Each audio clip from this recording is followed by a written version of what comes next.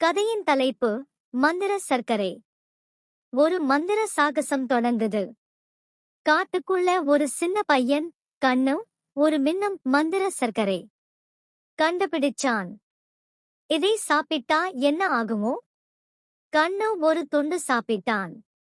பளிச்சுன்னு அவன் ஒரு பறக்கும் முயல் ஆனான். வாவ், நான் பறக்குறேன்! காட்டு மிருகங்கள் எல்லாம் ஆச்சரியமா பார்த்தாங்க.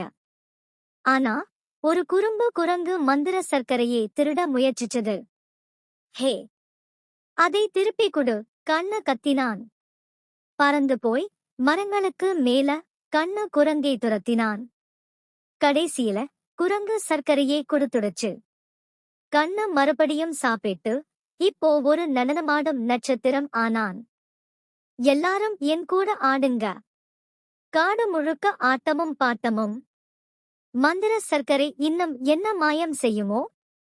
அடுத்து என்ன நடக்கும்? கமெண்ட்ல சொல்லுங்க.